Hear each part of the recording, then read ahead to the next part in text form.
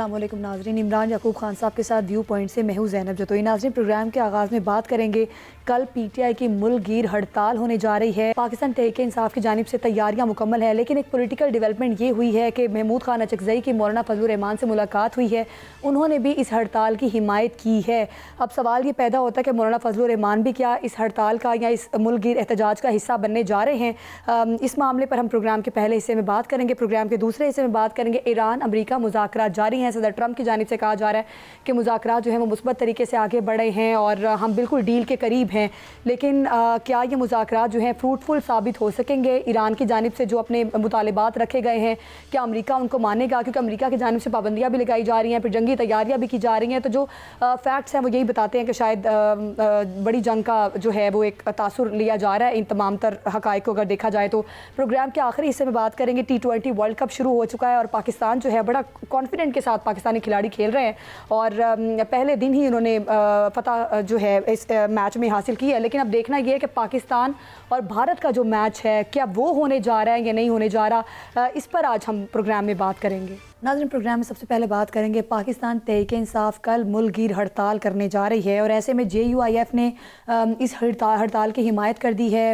محمود خان اچکزئی کی مولانا فضل الرحمان سے بھی ملاقات ہوئی ہے۔ کیا اس ملاقات سے اب یہ اشارہ لیا جا سکتا ہے کہ حمایت کا مقصد یا مطلب یہی ہے کہ وہ اس ہڑتال میں شامل ہوں گے؟ اور کیا اگر JUIF اور PTI کا الائنس بن جاتا ہے تو پھر کیا یہ جو ملک گیر ہڑتال ہے یہ کامیاب ہو سکتی ہے؟ سارے معاملے پر بات کرتے ہیں۔ حافظ حمداللہ سینئر رہنما جمعیت علماء اسلام ہمارے ساتھ موجود ہیں۔ حافظ حمداللہ صاحب، بہت شکریہ آپ کے وقت کا۔ پہلے تو ہمیں یہ بتائیے گا محمود خان اچکزئی اور مولانا فضل الرحمان صاحب کی جو ملاقات ہوئی ہے اور اس ہڑتال کی حمایت کا اعلان بھی کیا گیا مولانا صاحب کی جانب سے، تو کیا آپ لوگ اس ہڑتال میں شامل ہونے جا رہے ہیں؟ بسم اللہ الرحمن الرحیم، بہت شکریہ۔ گزارش یہ ہے کہ تھوڑا معمولی مختصر پس منظر میں جاؤں گا۔ آپ کو بخوبی معلوم ہے، پوری قوم کو معلوم ہے کہ 8 فروری 2024 کا الیکشن جمعیت علماء اسلام کی بیانیے کے مطابق یہ الیکشن نہیں، آکشن تھا، نیلام تھا۔ لہٰذا جمعیت علماء اسلام نے اس الیکشن کو اسی وقت مسترد بھی کیا اور اس کے خلاف تحریک شروع کرنے کا اعلان بھی کیا، اس مطالبے کے ساتھ کہ اس ملک میں اس وقت تک اسٹیبلٹی نہیں آئے گی، استحکام نہیں آئے گی جب تک اس ملک میں صاف، شفاف، غیر جانبدارانہ انتخابات کا انعقاد نہ ہو۔ وہ غیر جانبدارانہ انتخاب جس میں غیر مرئی قوتوں کا کوئی مداخلت نہ ہو۔ اب اس سلسلے میں 8 فروری کل ہے، جمعیت علماء اسلام نے 8 فروری کو یوم سیاہ کا اعلان کیا تھا، تو لہٰذا بات یہ ہو رہی تھی، پروپیگنڈا اور افواہ یہی تھی کہ ایک طرف تحریک تحفظ آئین پاکستان نے شٹر ڈاؤن اور پیجام ہڑتال کا اعلان کیا ہے اور دوسری طرف جمعیت علماء اسلام نے اپنی پارٹی کی فورم سے یوم سیاہ منانے کا اعلان کیا ہے، جس کا اظہار دھرنوں کے ذریعے، جلسوں کے ذریعے، مظاہروں کے ذریعے ہوگی۔ لیکن اس سے ایک تاثر پیدا ہوا کہ یہ تو ٹکراؤ آئے گا، تصادم آئے گا، ایک تضاد کی صورتحال پیدا ہو جائے گی۔ تو لہٰذا کل محمود خان صاحب کی قیادت میں PTI کی وفد، اپوزیشن کی وفد، وہ مولانا صاحب کے پاس انہوں نے حاضری دی، وہ آئے اور یہی درخواست لے کے آئے کہ چونکہ ہم بھی اپوزیشن کی جماعتیں ہیں اور جمعیت علماء اسلام بھی اپوزیشن کی دوسری بڑی جماعت ہے، تو لہٰذا کیوں ایسا نہ ہو کہ ہم ایک بیک زبان پیجام اور شٹر ڈاؤن کا اعلان کریں۔ اور جمعیت علماء اسلام سے یہ درخواست کی گئی کہ آپ نے پارٹی کی فورم سے جو اعلان کیا ہے اگر اس سے وڈرا ہو جائے، تو مولانا فضل الرحمان صاحب نے اس کی اس درخواست کو، ریکویسٹ کو قبول کرتے ہوئے تو انہوں نے پریس ٹاک کے ذریعے، جس میں اپوزیشن لیڈر اور دیگر PTI کی قائدین بھی موجود تھے، اعلان کیا کہ 8 فروری کو جمعیت علماء اسلام کی فورم سے چاروں صوبوں میں تمام اضلاع کے ہیڈ کوارٹرز میں جہاں بھی احتجاجی مظاہرہ ہو، دھرنا ہو، جلسہ ہو یا جلوس ہو، وہ منسوخ کیا جاتا ہے۔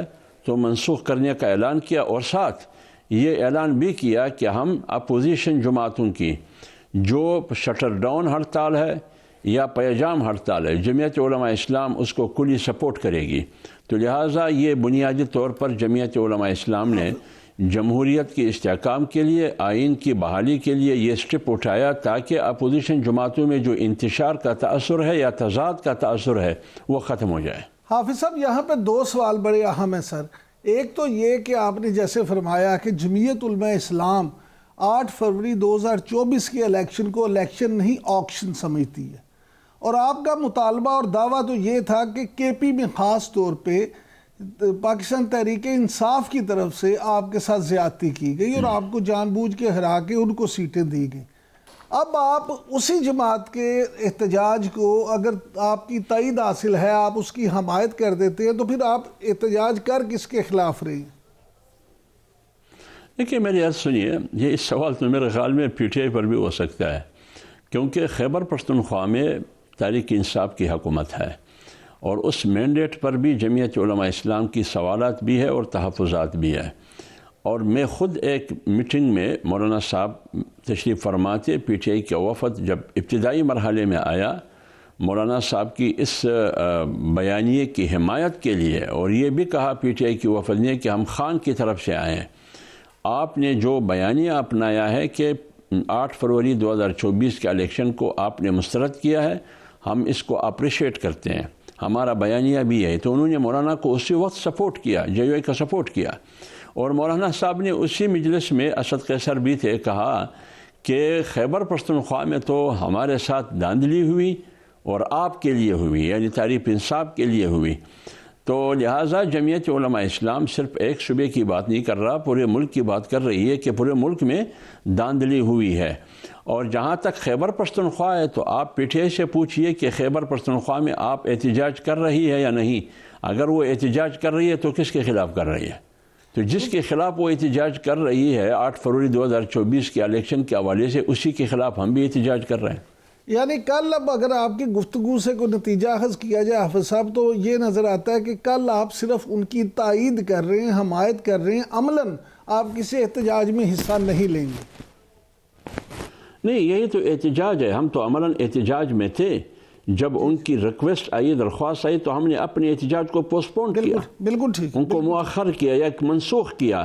تو اس کی جو احتجاج ہے 8 فروری کو شٹر ڈاؤن اور پیجام، اس کو ہم نے سپورٹ کیا، اس کی حمایت کا اعلان کیا۔ ابھی اس حمایت کا اور سپورٹ کا کیا مطلب ہوگا، بالکل ٹھیک، وہ 8 فروری کو پھر دیکھیں گے۔ بالکل۔ اچھا سر، یہ فرمائیے گا کہ یہ بھی خبریں ہیں کہ محمود خان اچکزئی صاحب کے ساتھ ملاقات جو ہے، اس کے بعد یہ بھی طے پایا ہے کہ اپوزیشن کے ساتھ لانگ ٹرم میں چلنے کی جو پالیسی ہے وہ بھی اپنائی جائے گی، اس کا بھی کوئی اندیا مولانا صاحب کی طرف سے دیا گیا ہے۔ تو آپ کیا سمجھتے ہیں کہ کیا یہ لانگ ٹرم سے مراد ایسا ہے کہ جمعیت علماء اسلام بھی گرینڈ اپوزیشن الائنس جو ہے اس کا حصہ بننے جا رہی ہے؟ دیکھیے میرے بھائی، بات یہ ہے کہ لانگ ٹرم اتحاد کے لیے اپوزیشن کا ایک ہونا، یہ آج سے تقریباً غالباً سال سے کچھ کم ہوگا کہ ہم اور پی ٹی آئی کے درمیان بہت قربت آئی، یہاں تک آئی کہ ہم ایک دوسرے کو ٹرم آف ریفرنس کے لیے جو نکات جمعیت علماء اسلام کی طرف سے تھی، وہ نکات بھی ہم نے پی ٹی آئی کی وفد کے سامنے رکھا، اور انہوں نے کہا کہ ہم خان سے منظوری لے کے پھر آپ کے پاس آئیں گے۔ 2-3 مہینے انتظار کرنے کے ساتھ ساتھ وہ خان صاحب سے میرے خیال اس کی ڈسکشن نہیں ہوئی یا ملاقات نہیں ہوئی، انہوں نے طویل عرصہ اس پہ لگایا۔ پھر بیچ میں جمعیت علماء اسلام کی جنرل کونسل کا اجلاس ہوا، تو انہوں نے فیصلہ کیا کہ ہم جمعیت علماء اسلام کی پلیٹ فارم سے اپنے احتجاج کو جاری رکھیں گے، اور پارلیمنٹ کے اندر ایشو ٹو ایشو ہم پی ٹی آئی کے ساتھ اتحاد بھی کر سکتے ہیں، ایک دوسرے کو سپورٹ بھی کر سکتے ہیں ایشو ٹو ایشو۔ لہٰذا اس وقت بھی ہم بہت قریب آ چکے تھے، جو آپ نے فرمایا لانگ ٹرم ایک ہونے کے لیے کہ ہم باہر بھی ایک ہوں، لیکن کیوں وہ نہ ہو سکا وہ ایک الگ سوال ہے۔ لیکن آج فی الحال صرف 8 فروری کے لیے ہم پی ٹی آئی کی اور اپوزیشن کی جو پیجام اور شٹر ڈاؤن ہے اس کے سپورٹ کریں گے۔ اس کے بعد پھر جمعیت علماء اسلام اور پی ٹی آئی کے درمیان، پی ٹی آئی اور جمعیت علماء اسلام کے درمیان اتحاد ہوگی یا نہیں ہوگی، اس کا میرے خیال میں پھر بعد میں فیصلہ ہوگا کہ پارٹی کیا رخ اختیار کرے گی۔ سر اگر ممکن ہو سکے تو پلیز آپ وجوہات بھی بتا دیں کہ تب جب اتحاد بننے والا تھا، اتحاد کے قریب تھے، تب کیا وجوہات ہیں جس کی وجہ سے پی ٹی آئی کا اور جے یو آئی کا اتحاد نہ بن سکا؟ وہ میں نے بتا دیا نا، وہ وجوہات یہ تھی کہ جو نکات ہم نے ٹرم آف ریفرنس کے لیے کہ ہم ان نکات پر کیا ایک دوسرے کے ساتھ چل سکتے ہیں یا نہیں، تو لیکن وہ طے نہیں ہو سکا، ان کی طرف سے کوئی جواب نہیں آیا۔ اچھا سر، کچھ سیاسی تجزیہ کار جو ہے ان کا یہ ماننا ہے کہ رانا ثناء اللہ صاحب کی طرف سے جب آپ لوگوں کو 5 سے 7 سیٹوں کی پیشکش کی گئی جو جمعیت علماء اسلام نے اس وقت قبول نہیں کی، تو اب شاید جمعیت کے اندر کوئی اس حوالے سے پچھتاوا ہے، اس لیے دوبارہ جمعیت علماء اسلام جو ہے احتجاج کی طرف جا رہی ہے، کیا حکومت دوبارہ کو نہیں کیا ہمیں نہیں میری عرض سنیے، اس وقت جب انہوں نے 6-7 کی جو بات آپ کر رہے ہیں وہ یہ تھا کہ ہماری نشان یعنی پی ایم ایل این کی نشان پر جمعیت علماء اسلام الیکشن لڑے، جہاں تک میری معلومات ہے تو جمعیت علماء اسلام تو ایک الگ شناخت ہے، اس کی الگ منشور ہے اور الگ نشان ہے، کوئی ٹانگا مانگا پارٹی تو نہیں ہے، تو لہٰذا انہوں نے جب یہ پیشکش کی جو میری معلومات ہے کہ ہماری پی ایم ایل این کی نشان پر بے شک آپ الیکشن لڑ سکتے ہیں، تو جب ہم پی ایم ایل این کی نشان پر الیکشن لڑیں گے پھر تو ہم جمعیت علماء اسلام کے نہیں ہوئے، پھر ہم تو پی ایم ایل این کے ہوئے۔ اچھا اس پر جمعیت علماء اسلام نے اس کی پیشکش کو مسترد کیا۔ اچھا سر، یہ فرمائیے گا کہ مولانا فضل الرحمان صاحب جو ہیں وہ ہمیشہ جو ہے نا اپنے موقف پہ بڑا قائم رہتے ہیں، اور اصولی جو سیاست ہے ان کی، جو جمعیت علماء اسلام کے اپنے اصول ہیں، دوسرے اس سے اختلاف بھی کر سکتے ہیں، ان پہ وہ ڈٹ کے بات کرتے ہیں۔ اب اگر جمعیت علماء اسلام کی بات کی جائے تو جمعیت علماء اسلام اور مولانا فضل الرحمان مسلسل نئے انتخابات کا مطالبہ کر رہے ہیں۔ اب اگر نئے انتخابات ہو بھی جائیں اور رزلٹ پھر ویسا ہی آئے جیسا کہ 2024 میں آیا تھا، تو پھر آپ کیا کریں گے؟ دیکھیے، اگر پھر ڈنڈی ماریں گے نا، ابھی جمعیت علماء اسلام سڑکوں پر ہوگی، کیونکہ ہمارا بنیادی ہدف کیا ہے؟ بنیادی ہدف وہ ہے جو آئین کہہ رہا ہے۔ آئین یہ کہہ رہا ہے کہ صاف اور شفاف انتخابات، صاف اور شفاف غیر جانبدارانہ انتخابات یہ ہے کہ آپ عوام کو ووٹ کرنے دیں، عوام کی ووٹ کے مطابق فیصلہ ہونا چاہیے، ان کی ووٹ کے مطابق پارلیمنٹ وجود میں آنا چاہیے۔ لیکن اگر عوام ووٹ دے کسی ایک کو اور بکسے میں سے نکلے کسی اور کے ووٹ، یا فارم 47 کے نتیجے میں کسی اور پارٹی کو آپ اکثریت دیتے ہیں جو جبری اکثریت ہوگی، تو اگر آج 2018 میں بھی ہم نے مخالفت کی اس قسم کی جرلو الیکشن کا، لیکن سر 2024 8 فروری کی جرلو الیکشن کی ہم نے مخالفت کی، اگر خدا نخواستہ پھر یہی جرلو الیکشن ہوگا، پھر بھی جمعیت علماء اسلام اس کی مخالفت بھی کرے گی اور مزاحمت بھی کرے گی۔ اچھا حافظ صاحب، جو وفاقی وزیر اطلاعات ہیں عطا اللہ تارڑ صاحب، ان کا یہ کہنا ہے کہ یہ جو دہشت گردی کی لہر واپس آئی ہے اس کے پیچھے پی ٹی آئی ہے۔ دوسری جانب آپ ان سے لانگ ٹرم اتحاد کی بات کر رہے ہیں، تو کیا آپ بھی سمجھتے ہیں کہ کہیں نہ کہیں اس دہشت گردی جو ہے اس پہ جو الزام لگایا جا رہا ہے پی ٹی آئی پہ، اس میں کچھ سچائی ہے، یا آپ بالکل اس کو اس طرح سے نہیں دیکھتے؟ نہیں، میرے خیال میں عطا تارڑ صاحب جو بیان دے رہے ہیں وہ کسی اور کو خوش کرنے کے لیے یہ بیان دے رہے ہیں۔ آپ وہ کسی اور کی بات جو میں کرتا ہوں وہ کون ہے وہ آپ کو معلوم ہے، تو لہٰذا یہ صرف ایک سیاسی بیان ہے، اور سیاسی بیان کی حد تک اس کو لیا جائے، اور دوسرے کو اس بیان سے مطلب یہ ہے کہ جس قوت کو انہوں نے خوش کرنا ہے یہ اس کی خوشی کے لیے انہوں نے یہ بیان دیا ہے۔ جہاں تک جمعیت علماء اسلام کا تعلق ہے، وہ کسی بھی سیاسی پارٹی جو جمہوریت پر یقین رکھتی ہو، آئین پر یقین رکھتی ہو، پارلیمنٹ پر یقین رکھتی ہو، سیاسی جمہوری جدوجہد پر یقین رکھتی ہو، وہ اے ہو، be who, C who, D ہو، جو بھی ہو، اس کو ہم دہشت گرد نہیں کہہ سکتے، نہ دہشت گردوں کا سہولتکار کہہ سکتے ہیں۔ ٹھیک ہے، بہت شکریہ آپ کا حافظ حمداللہ صاحب۔ بتا رہے تھے کہ آیا آنے والے ٹائم میں J U I F P T I کا حصہ بننے جا رہی ہے یا اپوزیشن کا حصہ بننے جا رہی ہے یا نہیں۔ بہت شکریہ آپ کے وقت کا۔ ناظرین، ابھی وقت ہوا ایک شارٹ بریک کا، بریک کے بعد بات کریں گے ایران امریکہ مذاکرات، دونوں کے الگ الگ موقف، مشرق وسطیٰ میں جنگ یقینی ہو گئی، اس پر بات ہوگی۔ اسٹے ود اس۔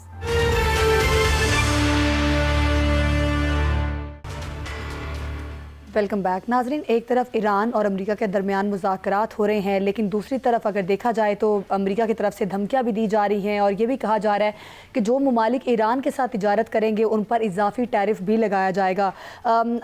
دکھایا کچھ جا رہا ہے، کیا کچھ جا رہا ہے۔ اگر صدر ٹرمپ کی بات کی جائے تو انہوں نے اس مذاکرات کے حوالے سے کہا ہے کہ ایران اور ان کے درمیان جو مذاکرات ہیں امریکہ کے، وہ مثبت رہے ہیں اور شاید ہم ڈیل کے قریب ہے۔ لیکن یہ وہی ریٹرک ہے جو پچھلے سال بھی صدر ٹرمپ کی جانب سے، امریکہ کی جانب سے آتا رہا سامنے اور اب بھی یہی کہا جا رہا ہے، کیونکہ جنگی تیاریاں بھی کی جا رہی ہیں، ساتھ ہی ساتھ ایران بھی اپنے میزائلوں کا تجربہ کر رہا ہے اور کامیاب تجربے ایران کی جانب سے بھی کیے جا رہے ہیں کہ اگر امریکہ حملہ ور ہوگا تو پھر جواب تو دیا جائے گا. تو اب یہ جو تمام تر تیاریاں ہیں یہ کیا ثابت کرتی ہیں؟ اور دوسری طرف جو مذاکرات ہے، اب مذاکرات کرنے کا پھر ضرورت کیوں پڑی اگر جنگ کی طرف ہی امریکہ نے جانا ہے؟ تو ماحول ایسا لگ رہا ہے کہ صرف جنگ کا آپشن استعمال کیا جائے گا. اس سارے معاملے پر بات کرتے ہیں. ڈاکٹر راشد نقوی ماہر ایرانی امور ہمارے ساتھ موجود ہیں. ڈاکٹر راشد نقوی صاحب، شکریہ آپ کے وقت کا. کس طرح سے دیکھ رہے ہیں؟ ایک طرف تو مذاکرات ہو رہے ہیں، پھر دوسری جانب جنگی تیاریاں بھی کی جا رہی ہیں، تو کیا لگتا ہے آپ کو کہ جنگ ٹل جائے گی یا جنگی ماحول آگے جا کے دیکھنا پڑے گا سب کو؟ جی بسم اللہ الرحمن الرحیم. دیکھیں اب صورتحال تو بہرحال خطے کی کشیدہ ہے اور اس کی بنیادی وجہ بھی خود ڈونلڈ ٹرمپ کی پالیسیاں ہیں، اور وہ بھی پالیسیاں ایسی کہ جو دنیا کو نامن کرنے میں اور پورے خطے کو ایک لحاظ سے تباہی کے دہانے پہ پہنچانے کی باتیں ہیں. اس پہ سے کوئی دوسری رائے نہیں ہے. اسلامی جمہوریہ ایران کا ہمیشہ موقف رہا ہے کہ ہمارے پاس دلیل ہے، ہم لاجک کے ساتھ بات کرتے ہیں. دنیا کی کسی جگہ پہ کسی بھی پلیٹ فارم پہ آپ بیٹھ کے بات کریں، ہم اپنی منطق سے اپنے حقوق کا دفاع کر سکتے ہیں. تو اس تناظر میں یہ مذاکرات شروع ہوئے، اور ایران نے البتہ ہمیشہ کہا ہے کہ امریکہ پہ اعتماد نہیں کیا جا سکتا. ماضی میں بھی امریکہ نے عین مذاکرات کے درمیان جو ہے وہ اسرائیل کے ذریعے سے حملہ کروایا اور خود بھی پھر اس میں شامل ہو گیا. تو یہ ایک صورتحال تو اپنی جگہ پہ موجود ہے اور کشیدگی بھی اپنی جگہ پہ موجود ہے. دونوں طرف سے مذاکرات کے ذریعے سے جو مسائل کی باتیں چل رہی ہیں وہ بھی اپنی جگہ پہ ہیں. کل جو کچھ قطر میں ہوا ہے اس کو بھی پوری دنیا نے دیکھا ہے. ایران اپنے موقف پہ ڈٹا ہوا ہے اور پوری قوت کے ساتھ اور اپنے پورے عزم کے ساتھ اپنے ملک کے دفاع کے لیے، اپنے اقتدار اعلیٰ کے دفاع کے لیے، اپنی ارضی سالمیت کے دفاع کے لیے وہ اپنے جو بھی اس کے مین ویژن ہے اس کو لے کے آگے چل رہے ہیں. اب دیکھتے ہیں کہ امریکہ کیا کرتا ہے. لیکن پہلے مرحلے میں تو بہرحال ڈونلڈ ٹرمپ کو شکست کا سامنا کرنا پڑا، کیونکہ مذاکرات کی جگہ پہ وہ اصرار کر رہے تھے کہ استنبول ہونے چاہیے.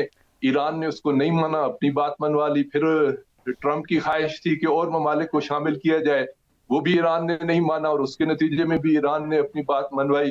اسی طرح جو ہے وہ اس مذاکرات کے موضوعات کو وہ مختلف حد تک پھیلانا چاہ رہے تھے، جس کے اندر بہت سارے اور مسائل بھی وہ سامنے لانا چاہ رہے تھے. لیکن ایران نے کہا کہ صرف ایٹمی مسئلے پہ ہم جو ہے وہ بات کریں گے، اور کل کی جو گفتگو ہے وہ سب کے سامنے ہے کہ اسی ایٹمی پروگرام کے اندر اور جو ایران کے مطالبات ہیں اس کے اندر ہی جو ہے وہ کل کی بات ہوئی ہے.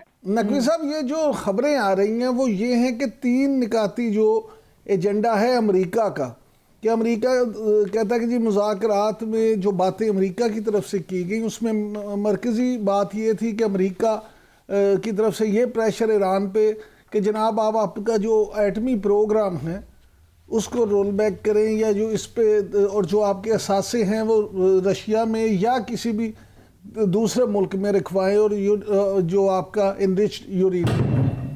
دوسرا یہ سر خبریں ہیں کہ امریکہ کی طرف سے یہ کہا جا رہا ہے کہ ایران جو ہے وہ اپنا بیلسٹک میزائل جو پروگرام ہے اس کو رینج کو محدود کرے. تیسرا سر یہ سامنے آ رہی ہے خبریں کہ جو ٹیکنالوجی یا اسلحہ ایران کی طرف سے کسی دوسرے فریق کو دیا جاتا ہے یا پراکسی وار میں کسی میں یہ انوالو نہیں ہوگا. تو کیا واقعی سمجھتے ہیں کہ ایران کے لیے یہ ساری شرطیں قابل قبول ہیں؟ کیونکہ ایرانی کوارٹر سے تو یہ بات سامنے آ رہی ہے کہ آخری 2 شرطیں تو بالکل مانی نہیں جا سکتی. دیکھیں، ایران کا ہمیشہ سے یہ مطالبہ بھی رہا ہے اور خواہش بھی رہی ہے، اور مذاکرات کے اندر اس نے ہمیشہ اپنے اس ایجنڈے کو پیش بھی کیا ہے کہ جو عالمی قوانین کے اندر جو باتیں ہیں ان پہ تو بات کی جا سکتی ہے. وہ چیزیں کہ جو عالمی قوانین سے ہٹ کے ہیں اور امریکہ کی ایک دھونس دھمکی اور اس طرح کی باتیں ہیں، تو اس کو تو ایران نہیں مانے گا. ہاں، عالمی قوانین کے اندر اگر کوئی ایسی بات ہے کہ جو سمجھتے ہیں کہ ایران اس عنوان سے عمل نہیں کر رہا تو اس کو تو یقیناً مذاکرات میں شامل بھی ہونا چاہیے اور اس پہ ایران بھی آمادہ ہے. لیکن یہ کہنا ہے کہ فلاں ملک کو ایٹمی ٹیکنالوجی یورینیم 0% پہ ہونی چاہیے، یہ بات بھی صحیح نہیں ہے. اس کے اپنے دفاعی پروگرام پہ اعتراض کیا جائے، یہ بھی درست بات نہیں ہے. اس کے کس ملک سے تعلق ہو، کس سے نہ ہو، یہ آیا امریکہ اس بات کو قبول کرے گا؟ اگر جواب میں ایران کہے کہ ٹھیک ہے ہم اس بات پہ مذاکرات کرتے ہیں لیکن آپ آئیں اور آپ بھی بیٹھ کے کہیں کہ آپ اسرائیل سے تعلق نہیں رکھیں گے، آپ جو ہے وہ جو دنیا کے اندر جس انداز سے کہ استعماری ایجنڈا ہے اس میں آپ شامل نہیں ہوں گے، اور آپ فلاں ملک سے تعلق رکھیں گے، فلاں سے نہیں رکھیں گے، فلاں سے آپ کا آنا ہوگا، فلاں سے جانا، تو یہ تو نہیں ہوتا نا. آپ کسی ملک کو اتنا محدود کر دیں کہ اس کی فارن پالیسی بھی آپ چلائیں، اس کی جو ہے داخلی پالیسی بھی آپ چلائیں. تو ایران ایک آزاد خود مختار ملک ہے، اور یہ انقلاب آیا ہی اسی بنیاد پہ تھا کہ وہ آزادی اور خود مختاری کے نعرے کے ساتھ اس نے اپنے عوام کو ساتھ لے کے یہ انقلاب برپا کیا تھا. اور اگر وہ اس موقع پہ اپنے ان بنیادی سلوگن سے پیچھے ہٹ جائے تو پھر تو اصل مسئلہ ہی ختم ہو جاتا ہے. اچھا ڈاکٹر صاحب، یہ جو خبریں آ رہی ہیں کہ ایران نے ابو مہدی سب مرین میزائل کا کامیاب تجربہ کیا ہے، جس کی حد 2600 کلومیٹر بتائی جا رہی ہے، 2600 کلومیٹر، اور اس سب مرین کے لانچ ہونے سے ریڈار سے بچنے والا کروز میزائل جو ہے وہ بتایا جا رہا ہے کہ یہ اس میں وہ کروز میزائل ہے جو ریڈار کسی پہ بھی نہیں آئے گا. تو یہ بھی گمان کیا جا رہا ہے کہ ابراہم لنکن اور خطے میں جو امریکی اس وقت موجود ہیں ایئر کرافٹ یا بحری جہاز، بحری بیڑے، ان کو ٹارگٹ کیا جا سکتا ہے اس پہ. تو کیا آپ بھی ایسے ہی سمجھتے ہیں؟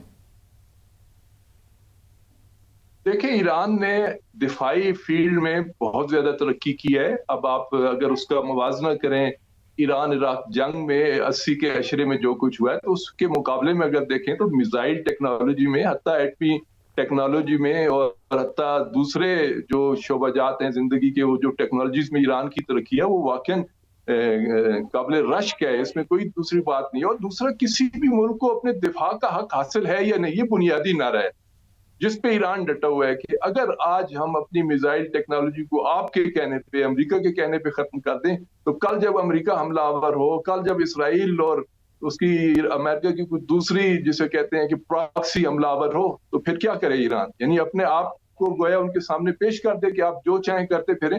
دفاع عالمی قوانین کے مطابق ہر ملک کا حق ہے، اور اس ٹیکنالوجی تک، اس دفاعی ٹیکنالوجی تک پہنچنا بھی ہر ملک کا ایک اپنا حق ہے، اور اس کو حق دینا چاہیے. اس میں تو کوئی نہیں ہے کہ امریکہ کے کہنے پہ کل اگر وہ پاکستان پہ پابندی لگا دیتے ہیں کہ آپ یہ کریں نہ کریں، پرسوں جو ہے ہندوستان حملہ کرے گا، تو پھر کیا ہو جائے گا؟ کیا پاکستان اس کو قبول کرے گا؟ یا کسی اور دوسرے ملک کی مثال لیں. ہر ملک اپنی دفاعی صلاحیت کو دیکھ کے، اپنے خطرات کو دیکھ کے اپنی دفاعی ڈاکٹرائن تشکیل دیتا ہے. لیکن ایران کی دفاعی جو ڈاکٹرائن ہے اس کے اندر یہ چیز موجود ہے کہ یہ میزائل کی ٹیکنالوجی کہاں تک ہونی چاہیے اور کہاں سے اس کو خطرات ہیں، وہ اس کے مطابق وہ کر رہا ہے. لیکن اصل بات یہ ہے کہ امریکہ یہ سمجھتا تھا کہ دنیا کے اندر پہلے یہ رائج تھا کہ امریکی بیڑے جس خطے کی طرف چل پڑتے تھے وہاں پہ حکومتیں تبدیل ہو جایا کرتی تھیں. ایران نے ثابت کیا کہ آپ اگر ہمارے علاقے میں بھی آ کے کریں گے تو ہم آپ کا جواب دیں گے. اچھا ڈاکٹر صاحب آپ نے بڑی اہم بات کی ہے سر، آپ نے بہت اہم بات کی ہے ایرانی ڈاکٹرین کے حوالے سے. تو بطور اسٹوڈنٹ آف پولیٹکس ہم آپ سے جاننا یہ چاہتے ہیں کہ ایرانی ڈاکٹرین کے مطابق آپ کیا سمجھتے ہیں کہ جس طرح سے ایران اپنے میزائل پروگرام کو لے کے آگے بڑھ رہا ہے، کیا آپ سمجھتے ہیں کہ ایران اس پہ کوئی کمپرومائز کرے گا؟ کیونکہ ابھی جو تازہ تصویریں بھی آئی ہیں میڈیا رپورٹس کے مطابق، ان میں بھی ایران نہایت تیزی کے ساتھ اپنے میزائل اور جوہری مقامات کی مرمت کر رہا ہے، اور اس میں خاصا کامیاب بھی نظر آتا ہے.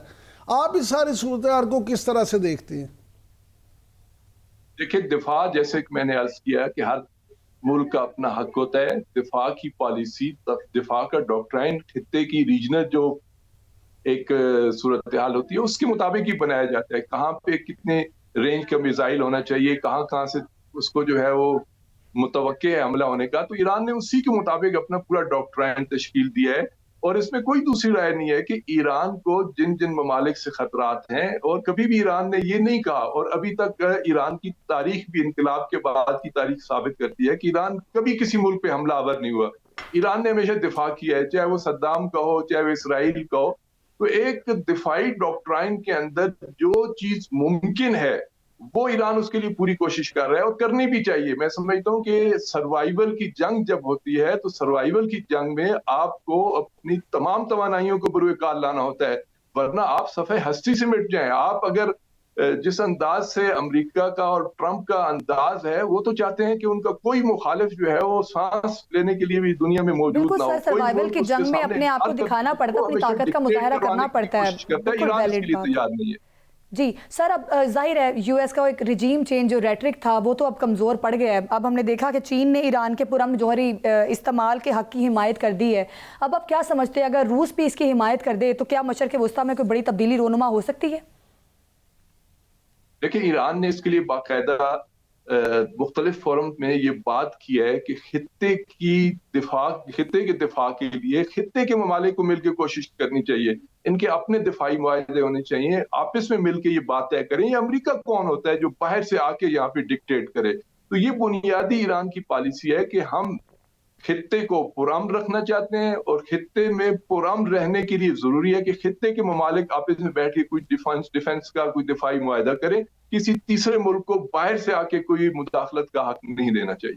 ڈاکٹر صاحب آپ بار بار یہ جو خطے کی بات کرتے ہیں تو آپ کیونکہ ماشاءاللہ سے گہری نظر رکھتے ہیں خطے کی سیاست پہ, کچھ ماہرین کا تو یہ ماننا ہے کہ اگر خدا نہ خواستہ ایران اور امریکہ کی جنگ ہوتی ہے تو پھر یہ صرف خطے کی جنگ نہیں رہے گی بلکہ تیسری عالمی جنگ کا آغاز ہوگا, اور ایران سے یہ جنگ سیدھی ترکی اور پاکستان میں آئے گی, اور ایران اسرائیل کو بھی اس میں نشانہ بنائے گا. تو یہ پھر صرف خطے کی بات نہیں رہے گی. کیا آپ بھی ایسے ہی سمجھتے ہیں سر؟ لیکن جب جنگ چھڑتی ہے تو پھر جو ہے اس کو روکنا کسی کے پاس میں نہیں ہوتا, پھر اس کے اندر بہت ساری قوتیں داخل ہو جاتی ہیں. پھر وہ جیسے آپ معروف جملہ ہے نا کہ جنگ شروع تو کی جا سکتی ہے, وہ تو کسی ایک کی کنٹرول میں ہوتا ہے, لیکن اس کو روکنا پھر کسی کے کنٹرول میں نہیں رہتا, پھر وہ عالمی جنگوں میں بدل جاتی ہے. ایران نے بھی ابھی جو تھریٹ کیا ہے وہ یہی ہے کہ اگر آپ سمجھتے ہیں کہ صرف آپ ایران پہ حملہ کر کے اور واپس چلے جائیں گے تو ایران خطے کے اندر اس جنگ کو پھیلا دے گا. جب خطے کے اندر پھیلے گا تو دنیا آپس میں ملی ہوئی ہے اس وقت, کہیں پہ اقتصادی جنگ شروع ہو جائے گی, کہیں پہ فوجی جنگ شروع ہو جائے گی, کہیں پہ نظریاتی کلیش شروع ہو جائیں گے. تو یہ بات آپ کی بالکل صحیح ہے کہ ظاہر ہے اگر جنگ لگتی ہے تو نہ صرف ایران, نہ صرف مشرق وسطیٰ اس کی لپیٹ میں آئے گا بلکہ امریکہ اور امریکہ کے جو اتحادی ہیں وہ بھی اس کی لپیٹ میں آئیں گے. یہ تو واضح طور مغربی میڈیا, خاص طور پہ مغربی میڈیا کے سر کچھ جو پارٹس ہیں وہ اس بات کو بنیاد بنا رہے ہیں کہ 2000 جو بیلسٹک میزائل ہیں ایران کے پاس اصل میں وہ اسرائیل کی تباہی جو ہیں اس کا سامان ہے. اس لیے اسرائیل یہ چاہتا ہے کہ کسی طرح سے بھی امریکہ کو استعمال کر کے ان جو میزائل ہیں ان کے حوالے سے کوئی معاہدہ طے پا جائے تاکہ اسرائیل کے لیے خطرہ ٹل جائے. کیا آپ سمجھتے ہیں کہ ایران اپنے ہاتھ باندھ کے امریکہ کو یا اسرائیل کو دے دے گا؟ اور وہی جو ماہرین ہیں ان کا یہ بھی کہنا ہے کہ اب کچھ بھی ہو کیونکہ ایران مانے گا نہیں تو اس لیے جنگ ناگزیر ہو چکی ہے. دیکھیں ایران کی نظر میں امریکہ اور اسرائیل دو علیحدہ چیزیں نہیں ہیں, وہ ان دونوں کو ایک ہی نگاہ سے دیکھتے ہیں. دونوں ایک دوسرے کو استعمال کرتے ہیں اور دونوں ایک دوسرے کے ساتھ مل کے ایران کے خلاف حملہ آور پہلے بھی رہے ہیں اور آئندہ بھی یہی توقع کی جا رہی ہے. لہٰذا ایران کی دفاعی پالیسی جیسے میں نے آپ سے عرض کیا کہ جو ڈاکٹرائن ہے ان کا ڈیفنس ڈاکٹرائن, اس کے اندر یہ ساری چیزیں موجود ہیں کہ کہاں پہ کس جگہ پہ جو ہے وہ بہتر ضرب لگائی جا سکتی ہے, کہاں پہ کون سا میزائل استعمال کیا جا سکتا ہے. تو یہ تو ظاہر میں چیزیں ہیں نا جو آپ کہہ رہے ہیں کہ 2000 میزائل ہیں, پتہ نہیں ایران کے پاس کیا کیا چیزیں ہیں, وہ تو وقت آنے پہ پتہ چلے گا نا. جیسے پہلے اسرائیل کو توقع کوئی نہیں تھی کہ ایران کی میزائل ان کے خود شہروں میں جا کے اٹیک کریں گے اور خود نیتن یاہو چھپتا پھرے گا. تو یہ تو جنگ جب شروع ہوتی ہے تو پھر اصل چیزیں سامنے آتی ہیں. سر اصل میں امریکہ بھی خوفزدہ ہو گیا ہے نا اس وجہ سے, جس طرح سے ایران نے اپنے میزائل سامنے لے کر آیا. ایران کے پاس ایسے میزائل بھی ہیں جو امریکی ریاستوں کو بھی نشانہ بنا سکتے ہیں. تو اب امریکہ بھی کہیں نہ کہیں خوفزدہ اس وجہ سے مذاکرات کی ٹیبل پر آئے ہیں, کیونکہ اس سے قبل ہم نے دیکھا صدر ٹرمپ تو بڑے ایکٹیو تھے کہ بس ہمارے جنگی بیڑے بھی پہنچ گئے ہیں ایران کے نزدیک, مشرق وسطیٰ میں ہماری فوجیں بھی پہنچ گئی ہیں. تو پہلے تو ماحول کچھ اس قسم کا تھا, لیکن اب کہیں نہ کہیں ایران نے اپنی طاقت دکھائی ہے تو پھر امریکہ پر پریشر پڑا ہے. نہیں, اس میں تو کوئی دوسری رائے نہیں ہے کہ اگر آپ ریزسٹ نہیں کرتے تو پھر تو امریکہ اور ٹرمپ کا انداز ہے, وہ ایک تاجر آدمی ہے, وہ ہمیشہ ڈیل کا ماہر ہے, وہ تو کہیں پہ سٹک اینڈ کیرٹ دونوں کی پالیسی استعمال کرتا ہے. تو اس میں کوئی راستہ دوسرا نہیں تھا ایران کے پاس کہ وہ اپنے آپ کو مضبوط طریقے سے اپنی قوت کا اظہار کرے تاکہ دشمن آئے تو اسے پتہ چلے کہ اس کو کس طرح کا نقصان اٹھانا پڑے گا. باقی آپ نے جو بات کی ہے نا کہ امریکن اسٹیٹ تک میزائل جاتے ہیں یا نہیں, وہ ایک دوسرا مسئلہ ہے.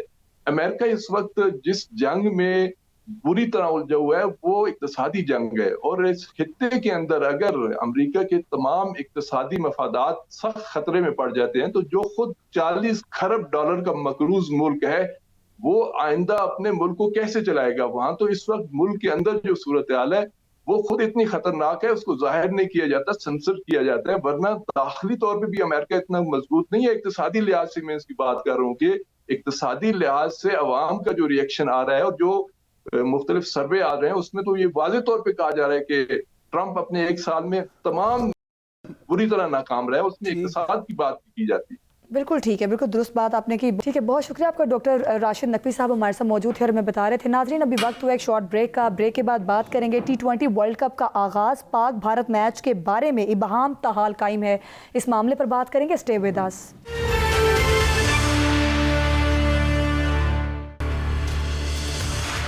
Welcome back. پاکستان بھارت کے خلاف میچ کھیلے گا یا نہیں، ابہام اب تک برقرار ہے۔ ہم نے دیکھا کہ سری لنکا کرکٹ بورڈ نے بھی پاکستانی کرکٹ بورڈ سے درخواست بھی کی ہے کہ اپنے فیصلے پر نظر ثانی کرے، جبکہ ذرائع یہ بھی بتاتے ہیں کہ آنے والے ٹائم میں شاید جے شاہ محسن نقوی سے ریکویسٹ بھی کر سکتے ہیں۔ جہاں ICC پر پریشر ہے وہیں پر بھارتی کرکٹ بورڈ پر بھی کافی زیادہ پریشر آ رہا ہے اور ان کے لیے بڑا ضروری ہے کہ وہ پاکستان کے ساتھ میچ کھیلیں۔ تو اب یہ تمام تر سچویشن کیا بنتی ہوئی نظر آ رہی ہے، اس پر بات کرتے ہیں۔ مشتاق احمد سابق ٹیسٹ کرکٹر، بالنگ کوچ، بنگلہ دیش ٹیم ہمارے ساتھ موجود ہیں۔ مشتاق احمد صاحب بہت شکریہ آپ کے وقت تھا۔ T20 ورلڈ کپ شروع ہو چکا ہے، پاکستان نے بڑی زبردست اس کی شروعات کی ہے، لیکن پاکستان اور بھارت کا جو میچ ہے کیا سمجھتے ہیں ہو سکتا ہے آنے والے ٹائم میں؟ کیونکہ ہم نے دیکھا کہ بھارت جو ہے مختلف ممالک سے ہیلپ بھی لے رہا ہے کہ کسی طریقے سے کوئی ثالثی کا رول پلے کرے اور یہ میچ پاسبل ہو سکے آگے جا کے۔ بسم اللہ الرحمن الرحیم۔ بالکل everything can be possible. اس کی ریزن یہ ہے کہ انٹرنیشنلی بہت زیادہ اس کا پریشر بلٹ اپ ہو گیا ہے۔ آئی بلیو پاکستان نے بہت اچھا چھکا لگایا اس بات پہ کہ محسن نقوی صاحب اور PCB کو اس کا پورا کریڈٹ جانا چاہیے کہ رائٹ ٹائم پہ انہوں نے بات کی۔ پہلے ہائی بریڈ کے اوپر میچ انہوں نے کروایا کہ جی آپ اگر انڈیا پاکستان نہیں آئے گی تو پھر پاکستان بھی انڈیا نہیں جائے گا آئندہ سے۔ تو اب کیا ہوا، شری لنکا میں اب کھیلنا پڑے گا۔ اب انہوں نے دیکھا کہ جسٹیفائی نہیں ہوا بنگلہ دیش کے ساتھ، تو انہوں نے پاکستان نے بنگلہ دیش کے ساتھ سٹینڈ کیا۔ اب اس کا حل کیا ہوا، رزلٹ کیا نکلا، اس سب کو یہ سٹوری تو پتہ ہے، مگر اس کا حل یہ نکلا کہ انٹرنیشنلی اب آوازیں اٹھنا شروع ہوگی۔ لیکن ناصر حسین نے اپنی ٹویٹ کی کہ when you become a powerful so responsibility become more on you۔ سو اس کا مطلب ہے کہ جب آپ کو طاقت ملتی ہے یا رسپانسبلٹی آتی ہے آپ کے اوپر تو then you have to make a better decision, justify کرنا چاہیے۔ پھر وہ باقی کرکٹرز نے بھی کرنا شروع کر دیا، آرٹن نے بھی، کل اس نے مارک بوچر نے بھی کہا، ICC کو بھی اس نے بیچ میں رگڑا۔ تو آئی تھنک اب یہ جو پریشر بلٹ اپ ہوا ہے، جو بیہائنڈ دا ڈورز کمیونیکیشن بننے لگی، جیسے شری لنکا نے لیٹر لکھ دیا کہ جی پاکستان ہمیں بہت نقصان ہوگا اگر آپ 15 کا میچ نہیں کھیلیں گے۔ تو اس وقت پاکستان آرام سے تسلی سے بیٹھ کے یہ سچویشن کو ریڈ کر رہا ہوگا، دس از مائی آبزرویشن۔ اور جتنے بھی آپ کے وہ کمیونیکیشن ہوگی ڈفرینٹ کرکٹ بورڈ سے، وہ یہ بھی کہہ رہے ہوں گے کہ آپ کھیلیں یہ میچ، یہ ورلڈ کپ کھیلیں۔ اس کا حل یہ ہے کہ پاکستان نے ڈیفینیٹلی، مجھے نہیں پتا، آپ کو نہیں پتا شاید، پاکستان نے ڈیفینیٹلی کوئی پلان کیا ہوگا کہ اگر وہ ہماری ٹرم اینڈ کنڈیشن کے اوپر آتے ہیں تو پھر شاید وہ 15 کا میچ کھیل لیں۔ تو اس میں ہیزیٹیشن بھی کوئی نہیں ہے، یہ کوئی کرکٹ سب سے پہلے ہے، اس کے بعد باقی یہ پولیٹکس ہے، یہ دوسری چیزیں ہیں۔ آپ نے جب کرکٹ کو پولیٹکس میں شامل کر لیا تو یہ سپورٹس کا مزہ خراب ہونے لگ گیا ہے۔ دونوں country, not only Pakistani, India کی بھی جو اسپیکٹیٹرز ہیں جو کرکٹ کو بہت پسند کرتے ہیں، they want to see also Pakistan India match. But having said that کہ یہ سب سے امپورٹنٹ چیز یہ ہے کہ اس سچویشن جو بھی بلٹ اپ ہو رہی ہے یہ پاکستان میں حق میں جا رہی ہے، اور مجھے یہ لگتا ہے، میرا ابہام ہے اللہ کے فضل و کرم سے، کہ اگر یہ پازیٹیو چیزیں کی اور ICC نے اپنی غلطی کو تسلیم کیا اور انڈیا کو پتہ چلا کہ پاورفل ہونے کے باوجود you have to be very justify with every country, like Bangladesh کے ساتھ جو ہوا وہ نہیں کرنا چاہیے تھا۔ آئی تھنک اس کے بعد جو بھی ڈیسیجن ہوگا، کمیونیکیشن اچھی ہوگی، لوگ آپس میں ملیں گے، انگلینڈ اور آسٹریلیا کا رول بہت کلیئر ہو جائے گا، اور انشاءاللہ دیکھیے گا کہ شاید یہ 15 کا میچ ہو جائے۔ مشتاق صاحب یہ فرمائیے گا کہ آپ ماشاءاللہ کیونکہ خود بھی پاکستان کی بہت ساری فتوحات میں مرکزی کردار ادا کرتے رہے ہیں، اور پھر کرکٹ کی وہ خواہ پاکستان کرکٹ ہو یا انٹرنیشنل کرکٹ، اس کی آپ کو ماشاءاللہ سمجھ بوجھ بھی ہے، آپ مینجمنٹ کا بھی کیونکہ حصہ ہیں تو آپ انٹرنیشنل پالیٹکس کو بھی سمجھتے ہیں جو کرکٹ کی پالیٹکس ہے۔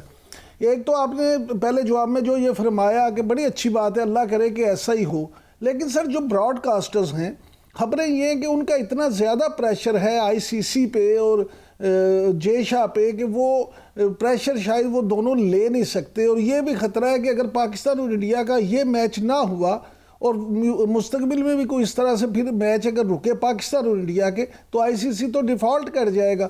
کیونکہ کماؤ پوت تو مین یہی میچ ہوتا ہے. اس حوالے سے آپ کیا سمجھتے ہیں کہ یہ پریشر بھی کہیں نہ کہیں کوئی رول پلے کرے گا؟ 100% جو پریشر بلٹ اپ ہوتا ہے نا, جیسے کرکٹ کی فلسفی میں یہ بات کرتا ہوں, when you bowl 2 good overs نا, جب آپ اچھے اوورز کرتے ہو تو وکٹ کے چانسز گرنے شروع ہو جاتے ہیں, کیونکہ پریشر سے ڈاٹ بال سے آپ کو وکٹ مل جاتی ہے. یہ تو کرکٹ ٹرمز ہے. دنیا کی پولیٹکس میں بھی, عام زندگی میں بھی دیکھ لیں, جب آپ پریشر کریٹ کرتے ہیں اپنے اپوزیشن کو, تو اگر اس میں طاقتور نہیں ہے اور وہ صحیح رائٹ جگہ پہ نہیں ہے, تو I think they will understand your point of view. اور یہ اس لیے پاکستان نے بہت اچھا کیا کہ پاکستان نے انصاف کا ساتھ دیا ہے اور بنگلہ دیش کے ساتھ جسٹیفائی نہیں کیا. اور 70% جیسے آپ نے کہا ریونیو تو پاکستان اور انڈیا کا میچ کا ایک طرف, 70% آئی سی سی کا کوئی بھی میچ ہو, ایشیا کا کوئی بھی میچ ہو, تو براڈ کاسٹر نے تو ڈیفینیٹلی آئی سی سی کو پریشر میں لانا ہی لانا ہے. تو اس کا حل کیا ہے؟ اب یہ سچویشن کہتے ہیں نا, سولوشن کی زیادہ بات کرنی چاہیے. Communication is the best solution. جو آپ نے کہا انٹرنیشنلی کیا ہے, اب انگلینڈ کا, آسٹریلیا کا اور باقی کرکٹ بورڈ کا رول کلیئر ہو جانا چاہیے. They should sit with I سی سی اور بی سی سی آئی, اور ان کو واٹ ایور ہیپنس, آپ بنگلہ دیش کو بھی اس کو لک آفٹر کریں. آپ جو ہو گیا, آپ شاید بنگلہ دیش واپس نہ آ سکے, مگر اگر آپ نے ان کو جو فائنینشلی ان کو دھچکا لگا وہ پورا کریں. اور اگر پاکستان کنڈیشن ہے وہ مانے, یا پھر آپ آئی سی سی ایک ایسا لا بنا دے جس کے اوپر اس ٹورنامنٹ کے بعد کہ آئی سی سی کا کوئی بھی ٹورنامنٹ ہوگا, وہ چاہے پاکستان ہوسٹ کرے یا بنگلہ دیش کرے, ساری ٹیموں کو وہاں پہ جا کے کھیلنا پڑے گا. ایون کہ آپ کی جو سیکیورٹی ریزنز ہے, جو آپ کی ان کی سیکیورٹی جو ٹیم ہوتی ہے نا, وہ جا کے وزٹ کرے اور پوری ٹیموں کو آئی سی سی کو بتائے کہ ایوری تھنگ از فائن. لیکن مشتاق بھائی یہ فرمائیے گا کہ ہمارے واقفہ نہال جو ہیں ان کا یہ کہنا ہے کہ وزیر اعظم میاں شہباز شریف اور محسن نقوی صاحب جو وزیر داخلہ بھی ہیں اور چیئرمین پی سی بی بھی ہیں, وہ ایک پیج پہ ہیں اس وقت, اور دونوں نے یہ معاملہ طے کر لیا ہے, جس طرح سے آپ ابھی فرما رہے تھے کہ آئی سی سی کو گھٹنوں پہ لا کے مجبور کیا جائے اور اپنے مطالبات منوانے کے بعد پاکستان اور انڈیا کا میچ ہو جائے. اور اس میں سری لنکن گورنمنٹ نے بھی بڑا کردار ادا کیا ہے. انہوں نے بھی وزیر اعظم اور چیئرمین پی سی بی کو مجبور کیا ہے کہ پاکستان اس کو جو ہے دوبارہ ریکنسیڈر کرے. تو کیا آپ بھی ایسے ہی سمجھتے ہیں؟ میرا خیال ہونا چاہیے. دیکھیں یہ سارا آئی سی سی نے اور بی سی سی آئی نے انڈر ایسٹیمیٹ کیا تھا کہ پاکستان اور بنگلہ دیش یہ جو آپس میں کر رہے ہیں یہ نہیں ہوگا, پاسبل نہیں ہے. جب پاکستان نے یہ ڈکلیئر کر دیا, میں نے کہا نا بڑا زبردست چھکا مارا ہے محسن نقوی صاحب نے اور پرائم منسٹر پاکستان نے. اس کی وجہ پتہ ہے کہ رائٹ ٹائم پہ یہ ڈیسیژن کیا گیا. اور اس کا میں ایک اور دوسرا بات بتا دوں, ایک کین بھی ادر وے سائڈ کہتے ہیں نا, وہ دوسری چیز کو بھی دیکھنا, دوسرے سائڈ کو بھی دیکھنا چاہیے. اس can be a consequences can happen to Pakistan cricket. وہ پاکستان کے اوپر کچھ کر سکتے ہیں, آئی سی سی کا لا کچھ بھی ہو, مجھے نہیں وہ پتا, مگر وہ آئی سی سی کچھ بھی جرمانہ یا کچھ کر سکتے ہیں. مگر محسن نقوی صاحب کی پریس کانفرنس نے جو پہلی دفعہ انہوں نے کی تھی, انہوں نے کہا جب بڑے فیصلے کیا کرتے ہیں, بڑے فیصلے لینے پڑتے ہیں, تو پھر کانسیکوینسز سے نہیں گھبرانا چاہیے. اس لیے میاں شہباز شریف صاحب نے, پرائم منسٹر پاکستان نے مل کے جو ڈیسیژن لیا اچھا لیا. اب کمیونیکیشن آئے. اب سارے کرکٹ بورڈ کو جو پہلے خاموش بیٹھے تھے, وہ سمجھتے تھے کہ اس طاقتور آرگنائزیشن کے خلاف کوئی بھی نہیں کھڑا ہو سکتا. جب پاکستان کھڑا ہو گیا, بنگلہ دیش کھڑا ہو گیا, اب ان کو یہ ریلائزیشن ہو گیا کہ اب اس کمیونیکیشن اور بات ماننے کے سوا کوئی چارہ نہیں ہے. تو پھر براڈ کاسٹر کو بھی آپ کو خوش کرنا پڑے گا, پاکستان کے ساتھ ٹیبل کے اوپر بیٹھ کے بات کرنی پڑے گی, اور بنگلہ دیش کے ساتھ بٹھا کے بات کرنی پڑے گی, اور اپنی غلطی کو تسلیم کرنا پڑے گا. I think that is the only situation I can. اچھا سر, آخر میں زینب, آخر میں ذرا مشتاق بھائی, آج کا جو میچ ہوا ہے جس میں پاکستان جیتا ہے, اس کو آپ کس نظر سے دیکھتے ہیں؟ آج کے میچ کو ذرا سم اپ کر دیں, اور پاکستان کو اگلے میچز میں کیا پالیسی اپنانی چاہیے؟ اچھا نہیں, یہ دیکھیے, یہ وہاں کی کنڈیشن نا, پاکستان کی ٹیم اس وقت بہت کانفیڈنس لیول میں کھیل رہی ہے. جو میں نے آخری 3 2020 میچ دیکھے تھے نا آسٹریلیا خلاف, وہ پاکستان کا مومنٹم بہت اچھا بنا ہوا تھا, کانفیڈنٹ لگ رہے تھے. پاکستان کے پاس اسپن ڈپارٹمنٹ بہت تگڑا ہے. آپ دیکھیں, ابرار ہے, شاداب ہے, آپ کے پاس وہ ہے سائم ہے, آپ کے پاس نواز ہے. اب مڈل اوورز میں, ایون پاور پلے میں بھی وہاں کی پچیں گرپ ہوتی ہیں, اسپن ہوتی ہیں. تو پاکستان کو چاہیے کہ مڈل آرڈر کو تگڑا کرے. جتنا مڈل آرڈر پاکستان کا تگڑا کھیلے گا, اوپر سے 6 اووروں کو آپ نے اٹیک کرنا ہوتا ہے. 6 اووروں کے بعد آپ کو میتھمیٹکلی بڑی سمارٹ کرکٹ کھیلنی پڑتی ہے. Being a coach, being x cricketers, آج کل کی ریکوائرمنٹ ہے کہ کنڈیشن کو دیکھ کے آپ کو فیصلہ کرنا پڑے گا.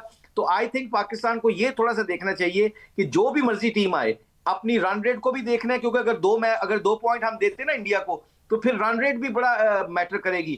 بارش نہ ہو ہمارے میچوں میں انشاءاللہ تعالیٰ, اس کی وجہ پتہ ہے کیا ہے کہ یہ 2 پوائنٹ یا 1 پوائنٹ کی کوئی بھی ٹیم کو ملا تو پاکستان نے 2 پوائنٹ اگر دے دیا انڈیا کو تو پھر پاکستان کو رن ریٹ کے اوپر بہت فوکس کرنا پڑے گا اور سارے میچ کنونس ہو کے جیتنا پڑیں گے. لیکن مشتاق بھائی پاکستان کو اسٹریٹجی کے ساتھ کھیلنا پڑے گا. لیکن مشتاق بھائی آج کے میچ میں نیدرلینڈ نے 147 سکور کیا, اور جو پچ جو آپ نے بات کی وکٹ کی پچ کی, اس پہ بھی گھاس زیادہ تھا, اور یہ بھی خبریں ہیں کہ آئی سی سی اس میں بھی اپنا کردار ادا کر رہا ہے, اور اس زیادہ گھاس کی وجہ سے گیند شاید اس طرح سے ٹرن بھی نہیں ہو پا رہا تھا. دیکھیے آپ انٹرنیشنل ٹیم جو ہوتی ہے نا, پروفیشنل ٹیم, وہ انہوں نے کنڈیشن دونوں ٹیموں کے لیے ایک جیسی ہوتی ہے. اگر پاکستان نے ٹورنامنٹ جیتنا ہے یا اوپر لیول پہ جانا ہے تو پھر کنڈیشن کو سامنے دیکھ کے پھر ٹیم کی سلیکشن کی جاتی ہے. تو آئی سی سی کو تو نکال دیں, آئی سی سی کیا گرین پچ دے گا, پاکستان کو وہاں پہ بھی جیتنا ہے. اسپن پچ دے گا, اس پہ بھی پاکستان کو کھیلنا ہے. آپ نے اچھا کھیل کے جیتنا ہوتا ہے. تو آئی تھنک جو بھی ہے سامنے پروفیشنل پوائنٹ آف ویو سے پاکستان کو کنڈیشن کے مطابق ٹیم کو سلیکٹ کرنا چاہیے, اور دیکھنا یہ چاہیے کہ ہم کہاں سے ویک ہیں, اس حصے کو زیادہ تگڑا کرنا چاہیے, اور اس کے مطابق اپنے پلان کر کے پلیئروں کو بتانا پڑے گا آپ کو کہ کون سے کس پلیئر کا کون سا رول ہے. I think couple of things like not کوئی راکٹ سائنس نہیں ہے, کچھ چیزیں آپ کو کلیئر کر کے اس کے مطابق کھیلنا. جیسے میں نے کہا 6 اووروں میں اٹیک کریں, 6 اوور میں 50 رنز دیں, 2 وکٹیں بھی گریں, 50 رنز کریں 2 وکٹیں بھی گریں, اوکے. پھر 6 اووروں کے بعد 7 اوور سے لے کے 13 اوور تک پھر ان کو 7 اوور 8 اوور جانا چاہیے, تاکہ آپ 112 110 پہ کھڑے ہوں. آخری جو 7 اوور ہوتے ہیں اس پہ آرام سے آپ 60-70 بھی کر لیں. سری لنکا میں 170 رنز, 180 رنز, 160 رنز از اے پار. بڑی زبردست تجاویز ہے آپ کی, اور یقینی طور پہ پاکستانی ٹیم جو ہے کھل کر کھیلے گی اور بڑے کانفیڈنس کے ساتھ کھیل بھی رہی ہے. بہت شکریہ آپ کا مشتاق احمد, سابق ٹیسٹ کرکٹر, بالنگ کوچ بنگلہ دیش ٹیم, ہمارے ساتھ موجود ہے اور ہمیں بتا رہے تھے کہ آنے والے ٹائم میں کرکٹ میں کیا سینیریو بن سکتا ہے. ناظرین ابھی پروگرام سے دیجیے ہمیں اجازت, کل پھر ملاقات ہوگی. اللہ حافظ.